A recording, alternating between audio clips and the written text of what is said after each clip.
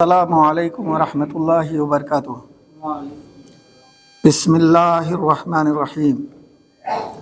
الحمد للہ رب العالمین، الصلاۃ والسلام علی رسولہ الامین، نحمدہ ونستعینہ ونستغفرہ ونؤمن بہ ونتوکل علیہ ونعوذ باللہ من شرور انفسنا ومن سیئات اعمالنا، من يهد الله فلا مضل له ومن يضلله فلا هادي له، ونشهد أن لا إله إلا الله وحده لا شريك له، له الملك وله الحمد، ونشهد أن محمدا عبده ورسوله صلى الله عليه وعلى آله وأصحابه أجمعين، أما بعد، اعوذ باللہ من الشیطان الرجیم، بسم اللہ الرحمن الرحیم۔ لقد کان لکم فی رسول اللہ اسوۃ حسنہ، وقال رسول اللہ صلی اللہ علیہ وسلم لا یؤمن احدکم حتی یحب لأخیہ ما یحب لنفسہ، او کما قال رسول اللہ صلی اللہ علیہ وسلم۔ محترم حاضرین جمعہ،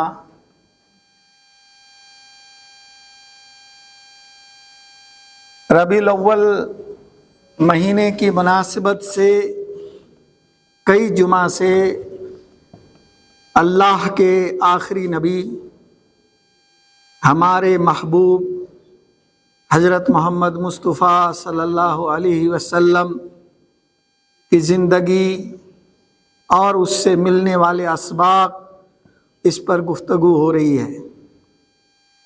یہ گفتگو صرف ایک مہینے کی نہیں ہے، ایک دن کی نہیں ہے، ایک سال کی بھی نہیں ہے، یہ پوری زندگی یہ گفتگو چلتی رہنی چاہیے، اور صرف جمعہ کے خطبے میں نہیں، آپ کے ہماری روزمرہ کی گفتگو میں، روزمرہ کے عمل میں۔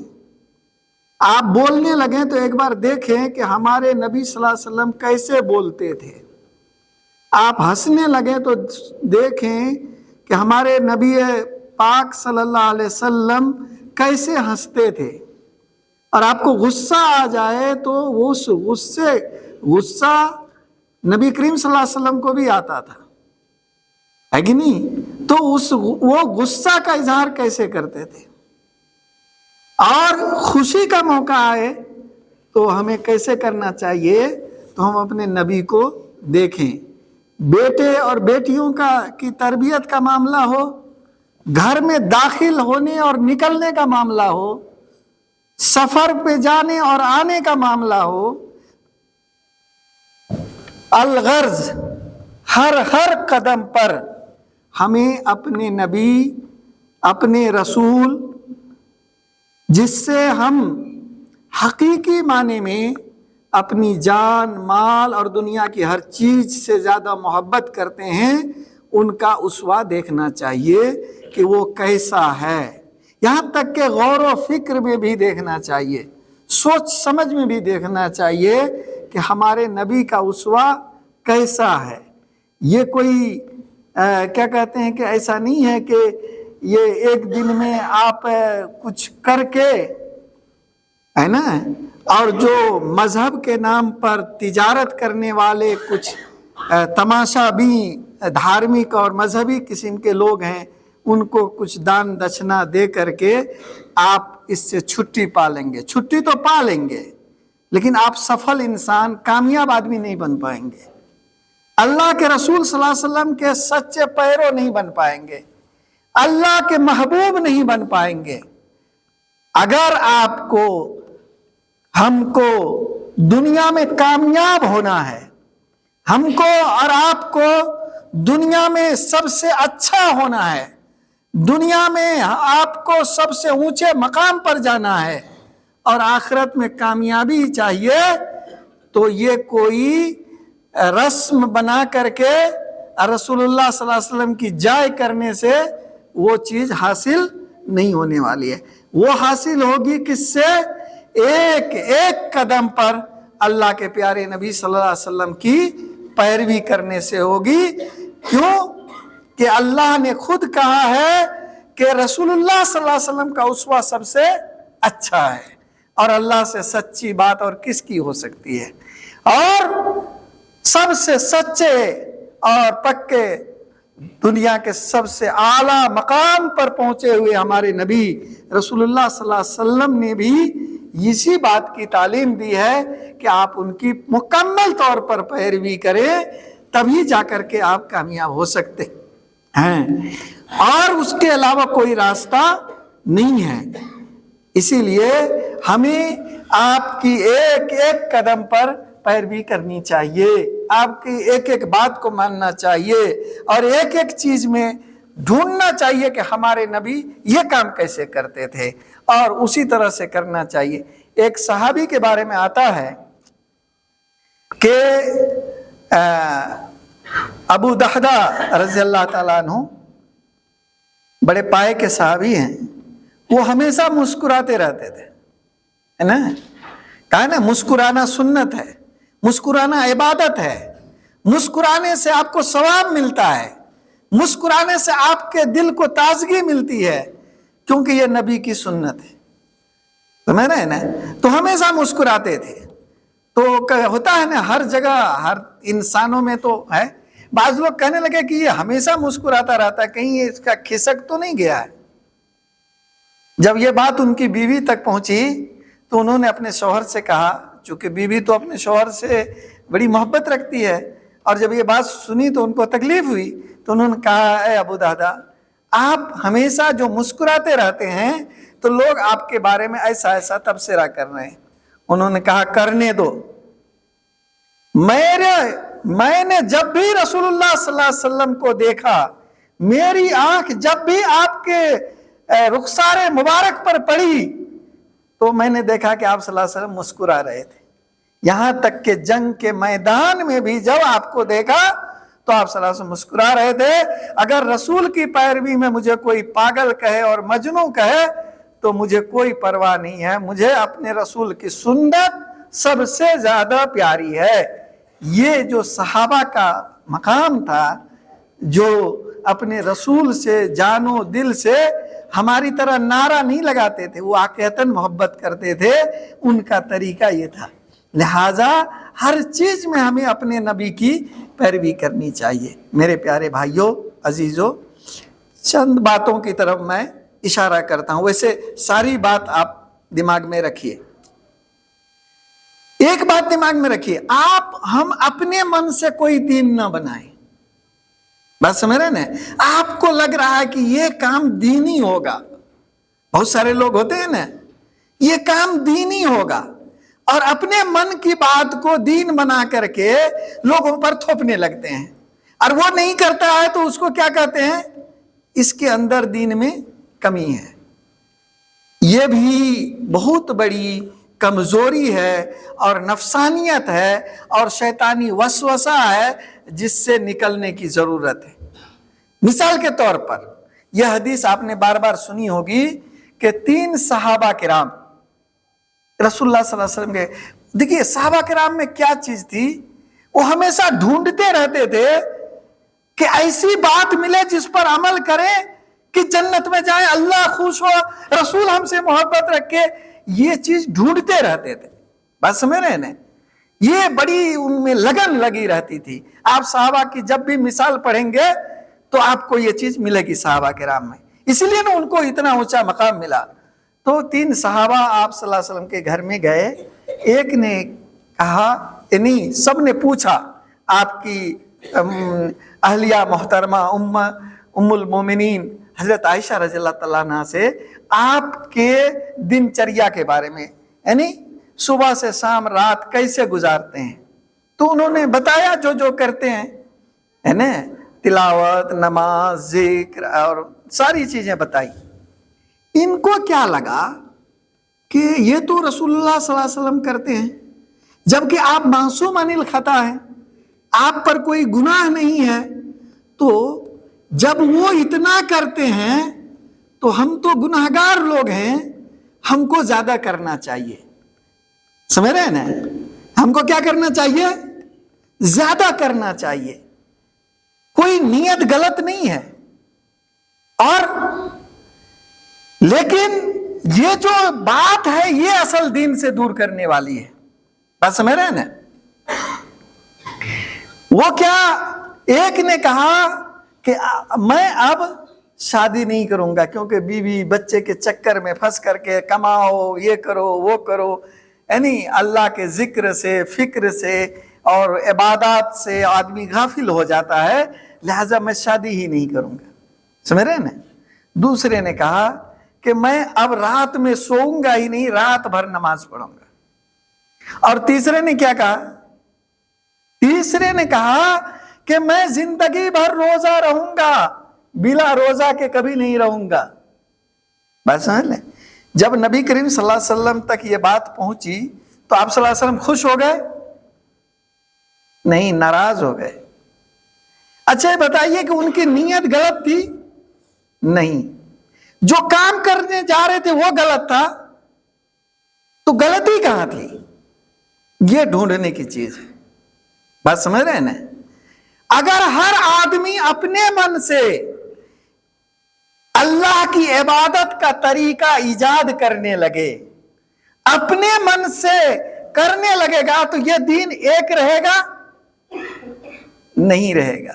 دین میں کیا ہو جائے گا؟ بکھراؤ آ جائے گا۔ آئے گا کہ نہیں آئے گا؟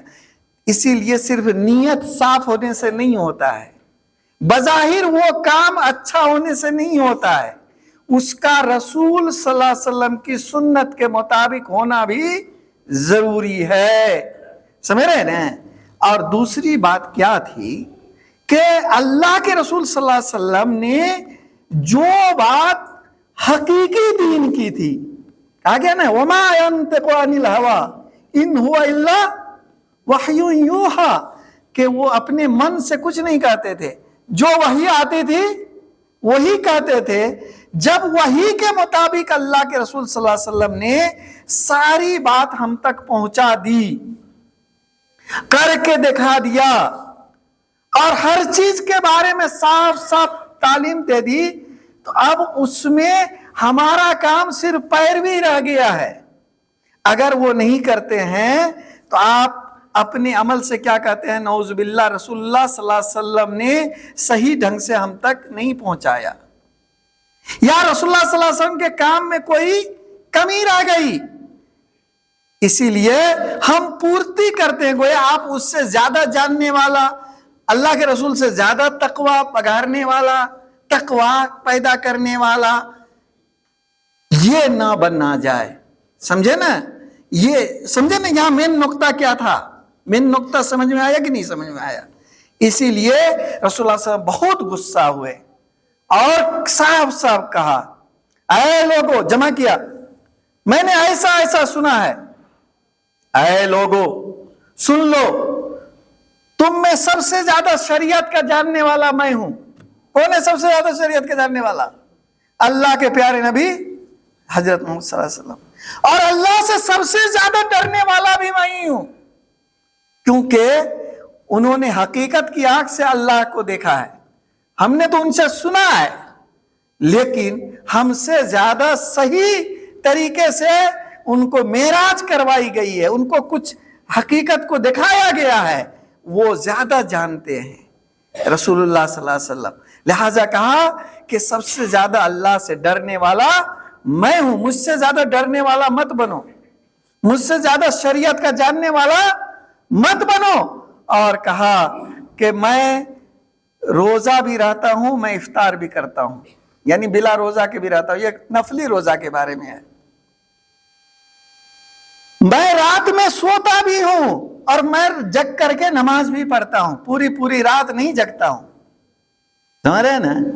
اور میں نے شادیاں بھی کی ہیں، اور جو میری سنت کو چھوڑے گا وہ ہم میں سے نہیں ہے، گویا کہ وہ ہمارے راستے کو چھوڑنے والا ہوگا، وہ بدعت پیدا کرنے والا ہوگا، دین میں خرافات پیدا کرنے والا ہوگا، دین کو بدلنے والا ہوگا، دین میں بہت ساری چیزیں ملانے والا ہو جائے گا، اسی لیے وہ ہم میں سے نہیں ہے۔ بہت ہی کڑے شبدوں میں اللہ کے پیارے نبی حضرت محمد صلی اللہ علیہ وسلم نے یہ چیتاونی دی اور سمجھایا ہم کو کہ ہم بس یہ دیکھیں کہ اللہ کے رسول نے، بہت سارے ہم لوگوں کو دیکھتے ہیں سطحی قسم کے علم کو لے کر کے، یا کبھی اپنے من کی چیزوں کو لے کر کے دوسروں پر تھوپنے لگتے ہیں، ہے کہ نہیں؟ آپ پہلے ہم یہ نہیں دیکھتے ہیں کہ اس میں اللہ کے رسول صلی اللہ علیہ وسلم کا کیا طریقہ تھا۔ اس سے زیادہ متقی بننے کی ضرورت ہم کو آپ کو نہیں ہے۔ اگر بنیں گے تو آپ رسول اللہ صلی اللہ علیہ وسلم کے اس تحدید کی وجہ سے آپ گویا کے دین سے منحرف ہو رہے ہیں۔ تو اسی لیے اللہ کے پیارے نبی صلی اللہ علیہ وسلم کی پیروی جو ہے ہو ہمیں کرنی چاہیے۔ اب پیروی کرنے میں ہم کچھ چیزوں کا ذکر کرتے ہیں، ویسے تو A to Z میں کرنا ہے، لیکن کچھ چیزوں کو ہم بس مثال کے طور پر، رسول اللہ صلی اللہ علیہ وسلم نے سب سے پہلا کام کیا کیا؟ سب سے پہلا کام اللہ تعالیٰ نے ان کے اوپر وحی نازل کیا، یعنی قرآن کو حاصل کیا، اس کو پڑھا اور اس کو سمجھا۔ گویا رسول کی پیروی کرنے والوں کا سب سے پہلا کام کیا ہے؟ قرآن کو پڑھنا، عمل کی نیت سے اس کو سمجھنا اور اس پر عمل کرنا، پہلا کام، پہلی پیروی۔ دوسرا کام کیا کیا؟ اس دین کو دوسروں تک پہنچایا۔ گویا کہ رسول اللہ صلی اللہ علیہ وسلم کی پیروی کیا ہے؟ سنت کیا ہے؟ آپ کا طریقہ کیا ہے؟ سب سے جس کے لیے آپ مبعوث ہوئے تھے وہ یہ ہے، اور جس کے لیے یہ امت برپا کی گئی، کہا نا کنتم خیر امت اخرجت للناس تأمرون بالمعروف وتنہون عن المنکر وتؤمنون باللہ، اس کام کے لیے آپ برپا کیے گئے ہیں جو رسولوں کا کام تھا کہ اس دین کو دوسروں تک پہنچانا۔ تیسرا کام کیا تھا؟ وَيَتْلُو عَلَيْهِمْ آيَاتِهِ وَيُزَكِّيهِمْ وَيُعَلِّمُهُمُ الْكِتَابَ وَالْحِكْمَةَ، جو لوگ اس پر ایمان لے آئے ہیں، جو مومن ہیں، جو مسلمان ہیں، ان کا تزکیہ کرنا۔ کس کے ذریعے سے؟ قرآن کے ذریعے سے۔ ان کو قرآن کی تعلیم دینا، قرآن سکھانا، یہ آپ کا اور ہمارا کام ہے۔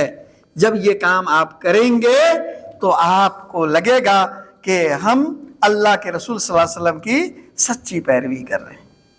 اسی طرح سے آپ معاملات میں جائیں گے تو رسول اللہ صلی اللہ علیہ وسلم کا کیا طریقہ تھا؟ مان لیے تجارت آپ کر رہے ہیں تو رسول اللہ کا کیا طریقہ تھا کہ اگر مال میں کوئی کمزوری ہے تو وہ اگلے کو کیا کرنا؟ بتا دینا کہ بھائی یہ ہے اور اس کا قیمت یہ ہے اور آپ اس کو لینا ہے۔ سمجھ رہے ہیں نا؟ یعنی معاملات میں بہت ہی کھرا اور صاف ہونا۔ ہمارے یہاں بہت سارے تاجر کیا کہتے ہیں؟ تجارت میں تو جھوٹ بولنا ہی پڑتا ہے۔ آپ لوگ بھی پتہ نہیں کتنے لوگ اس خیال کے ہیں۔ میں جانتا ہوں جس میں رسول کی پیروی نہیں ہو اس میں برکت نہیں ہے، خیر نہیں ہے۔ آپ جتنا جھوٹ بول لیں آپ پر اعتماد نہیں ہوگا، اور اگر آپ سچے ہو جائیں، اگر آپ صحیح پر آ جائیں تو آپ برکت اس کی جو ہے رات و دن دیکھیں گے۔ ایک بہت چھوٹی سی مثال ہے، ایک شیخ ہیں یہاں پر جو کھسی کا وہ گوشت بیچتے ہیں، ان کے بارے میں یہ فیمس ہے کہ وہ صحیح گوشت دیتے ہیں۔ میں نے دیکھا کہ اس کے یہاں لوگ گاڑیوں سے آتے ہیں اور لائن لگ کے لیتے ہیں۔ آپ خود دیکھیے ایمانداری کا وہ ثبوت دیکھ لیجیے۔ اور اگر آپ کے بارے میں یہ بات معلوم ہو جائے، ہر مسلم تاجر کے بارے میں یہ بات معلوم ہو جائے کہ اس کے یہاں 2 نمبری کام نہیں ہوتا، سارا 1 نمبر ہوتا ہے، تو آپ کی دکانوں میں مسلمان ہی نہیں غیر مسلم بھی لائن لگ کر کے آپ کے یہاں آئیں گے اور آپ کی قدر کریں گے اور آپ کی تجارت میں برکت ہوگی، کیونکہ رسول صلی اللہ علیہ وسلم کی پیروی میں یہ برکت ہے۔ رسول اللہ صلی اللہ علیہ وسلم زندگی میں کبھی جھوٹ نہیں بولے۔ ہم صحیح پیرو کب ہوں گے؟ جب ہم کبھی جھوٹ نہیں بولیں گے۔ وعدہ خلافی کبھی نہیں کی، ہم کبھی وعدہ خلافی نہیں کریں گے۔ کسی کے خلاف سازش نہیں کی، ہم کسی کے خلاف سازش نہیں کریں گے۔ انہوں نے کبھی غیبت اور بیک بیٹنگ نہیں کی، ہم کبھی غیبت نہیں کریں گے۔ انہوں نے کبھی تہمت نہیں لگائی، ہم کبھی تہمت نہیں لگائیں گے. ہم اس طرح سے اگر رسول اللہ صلی اللہ علیہ وسلم کی ایک ایک چیز کی پیروی کرتے جائیں گے تو آپ دیکھیں گے کہ ہر چیز میں آپ سب سے اونچے ہوتے جا رہے ہیں. نبی صلی اللہ علیہ وسلم کی سماجی زندگی ایسی تھی کہ آپ صلی اللہ علیہ وسلم نے فرمایا خیرکم خیرکم لأہلہ وانا خیرکم لأہلی، او کما قال رسول اللہ صلی اللہ علیہ وسلم، کہ تم میں اچھا وہ ہے جو اپنی بیوی کے نظر میں اچھا ہو، بیوی کے لیے اچھا ہو، بیوی کے ساتھ اس کا اچھا سلوک ہو. کہا میں سب سے زیادہ اپنی بیوی کے ساتھ اچھا سلوک کرتا ہوں. اتنا اچھا سلوک کہ اس گھر میں ازواج مطہرات کو کھانے کی پریشانی تھی کہ نہیں تھی؟ ہم سب لوگ اس کو سنتے آ رہے ہیں. لیکن جب ایک معاملہ آیا اور اللہ تعالیٰ نے ان کو خیار دیا، ان کو اختیار دیا کہ یا تو تم اگر اچھی زندگی گزارنا چاہتی ہو، اچھا کپڑا چاہیے، اچھا کھانا چاہیے اور عیش و آرام چاہیے، تو دنیا کھلی ہوئی ہے، رسول اللہ صلی اللہ علیہ وسلم تم کو طلاق دے دیں گے، تم چلی جاؤ اور جہاں جیسے تم زندگی چاہتی ہو ویسے لوگوں سے شادیاں کر لو. یا رسول اللہ صلی اللہ علیہ وسلم کے ساتھ رہنا ہے تو رسول اللہ صلی اللہ علیہ وسلم جیسے رکھتے ہیں اس لحاظ سے رہو. یعنی ان کی جو وہ ہے. بیویوں کے سامنے جب یہ بات رکھی گئی تو بیویوں نے کس کو پسند کیا؟ باہر جانے کو، مالداروں کے یہاں جانے کو نہیں، اپنے نبی کو اپنے شوہر کے طور پر انہوں نے قبول کیا، کیونکہ اس سے اچھا شوہر ان کو نہیں مل سکتا تھا. کیا ہم اپنی بیوی کے سامنے ایسے ہیں؟ ہمارا بیویوں کے ساتھ ایسا رویہ ہے؟ ہم اپنے بچوں کی تربیت ایسی کرتے ہیں جیسی رسول نے کی؟ میں ایک مثال دیتا ہوں. حضرت زید بن ثابت رضی اللہ تعالیٰ عنہ، آپ جانتے ہیں کہ ان کو لوگوں نے ایک جگہ پکڑ کر کے بیچ دیا تھا اور پھر وہ بکتے بکاتے جو ہے رسول اللہ صلی اللہ علیہ وسلم تک پہنچ گئے. یعنی ایک غلام تھے. جب ان کے باپ اور چچا کو معلوم ہوا، خاندان والوں کو، کہ میرا بیٹا اور میرا بھتیجا مکہ میں محمد ابھی صلی اللہ علیہ وسلم نے کیا کہتے ہیں، ابھی جو ہے آپ نے نبوت کا وہ نہیں ہوا تھا، تبھی کی بات ہے کہ وہ لوگ آئے. لیکن آپ کا شروع سے اخلاق کتنا اونچا تھا. باپ اور چچا آئے اور انہوں نے کہا کہ آپ کے پاس میں نے سنا ہے کہ میرا بیٹا ہے، آپ نے جتنے میں اسے خریدا ہے اور جتنا پیسہ چاہیے ہم دیتے ہیں، آپ ان کو واپس کر دیجیے. رسول اللہ صلی اللہ علیہ وسلم کیا فرمایا؟ اعلیٰ اخلاق دیکھیے. کہا کہ دیکھیے میں ان کو بلا دیتا ہوں، اگر وہ آپ کے ساتھ جانا چاہے تو مجھے 1 روپیہ کی ضرورت نہیں ہے، 1 روپیہ کی ضرورت، لیکن اگر وہ رہنا چاہے تو آپ لوگ بھی اس میں زبردستی نہ کیجیے. اسی پر بات طے ہو گئی. اور جب حضرت زید بن ثابت رضی اللہ تعالیٰ عنہ کو بلایا گیا تو انہوں نے، باپ نے کہا، رسول اللہ سے پوچھا کہ یہ کون ہے؟ کہا میرے ابو ہیں. اس کے بعد چچا کی طرف کہا یہ کون ہے؟ کہا میرے چچا ہیں. کہا یہ لوگ تمہیں لینے آئے ہیں، تم کو اختیار ہے، تم چاہو تو اپنے باپ اور چچا کے ساتھ جا سکتے ہو اور چاہو تو تم یہاں رہ سکتے ہو، یہ تم کو اختیار دیا جاتا ہے. بتائیے کہ رسول اللہ صلی اللہ علیہ وسلم نے کیسی تربیت کی تھی اور کتنی محبت دی تھی کہ انہوں نے اپنے باپ اور چچا کے ساتھ جانے سے انکار کر دیا اور کہا کہ میں آپ ہی کے ساتھ رہنا پسند کروں گا. پھر رسول اللہ صلی اللہ علیہ وسلم کعبہ گئے اور وہاں جا کر کے اعلان کر دیا کہ زید بن ثابت جو ہے اس کو میں اپنا منہ بولا بیٹا بناتا ہوں، اس کو آزاد کر دیتا ہوں. اب یہ غلام نہیں، اب یہ آزاد ہو گیا، آزاد کر دیتے ہیں. تو رسول اللہ صلی اللہ علیہ وسلم کا اخلاق کیسا تھا؟ ہم لوگ اپنے اخلاق کو ملائیں نا. میرے اخلاق سے میرا بیٹا مجھ سے قریب ہوتا ہے یا دوسروں سے قریب ہو جاتا ہے؟ ہماری بد اخلاقی کی وجہ سے ہماری شدت کی وجہ سے، ہمارے غلط تربیت کی وجہ سے ہمارے بچے غلط لوگوں سے دوستیاں کرتے ہیں، کیونکہ ان کو انسیت اور محبت چاہیے، اور جب وہ بگڑ جاتے ہیں تو اب سر ڈھونڈتے ہیں۔ آپ نے رسول اللہ صلی اللہ علیہ وسلم کا طریقہ نہیں اپنایا۔ آپ نے اپنی بیٹیوں کی تربیت کیسے کی؟ آپ دیکھیے تو مثالی تربیت ہے، چاہے وہ جو بیٹی ہو، آپ اٹھا کر کے دیکھ لیجئے، بے داغ زندگیاں ہیں۔ کیوں؟ کیونکہ اس کی تربیت اللہ کے پیارے نبی حضرت محمد صلی اللہ علیہ وسلم نے کی تھی۔ تو یہ ہے آپ صلی اللہ علیہ وسلم کا اخلاق، اور اخلاق کے اور بھی نمونے ہیں، اخلاق کے اور بھی بڑے نمونے ہیں، لیکن چونکہ وقت کا اپنا ایک لمیٹیشن ہے، تو آج انہی چند باتوں پر میں اپنی بات کو ختم کروں گا آج کے اس خطبے میں۔ لیکن آپ سے کیا گزارش کروں گا میں کہ آپ جو بات نہیں بھی جانتے ہیں تو آپ پوچھئے، کہ یہ نہیں پوچھئے کہ ہم کو کیا کرنا ہے، آپ پوچھئے کہ ہمارے رسول نے کیا کیا تھا، اور پھر اس لحاظ سے معلوم کر کے اس کو کیجئے۔ پڑھنا جانتے ہیں تو رسول اللہ صلی اللہ علیہ وسلم کی زندگی پر کتابیں ہر زبان میں موجود ہیں، سمجھ رہے ہیں نا؟ جو لوگ اسکول کالج کے پڑھے لکھے ہیں وہ جان لیں کہ نیپالی زبان میں بھی رسول اللہ صلی اللہ علیہ وسلم کی سیرت پر بہترین کتاب اور مدلل کتاب موجود ہے۔ آپ اس کو حاصل کریں اور اس کو پڑھیں اور سنائیں۔ کہیں بات ہو تو مثال اپنے نبی کی دیں کہ ہمارے نبی نے یہ کہا ہے، ہمارے نبی نے یہ فرمایا ہے، ہمارے نبی نے یہ کام ایسے کیا ہے۔ پھر آپ دیکھیے تو آپ کا سماج ایسا ہوگا کہ جیسے رسول اللہ صلی اللہ علیہ وسلم جب مکہ سے جا رہے تھے ہجرت کر کے، جس وقت ان کو پورے قریش نے مارنے کا فیصلہ کر کے ان پر اٹیک بھی کر دیا تھا، وہ وقت تھا۔ ایسے وقت میں بھی قریش کی امانت کن کے پاس تھی؟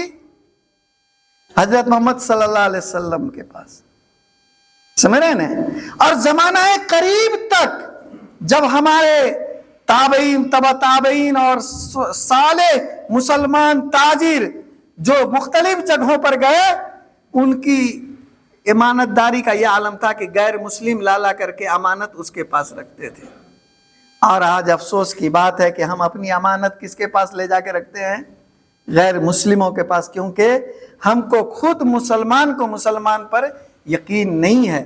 وہ وقت کب آئے گا کہ ہم مسلمان کو مسلمان پر یقین ہو اور غیر مسلم بھی ہمارے اوپر یقین کریں کہ یہ امانت دار ہے، یہ سچا ہے اور یہ کبھی جھوٹ نہیں بولتا ہے۔ وہ وقت تب آئے گا جب ہم اپنے رسول صلی اللہ علیہ وسلم کو پہچانیں گے اور ان کی سچی پیروی کریں گے۔ اللہ اس کی توفیق عطا فرمائے، آمین۔ وآخر دعوانا الحمدللہ رب العالمین۔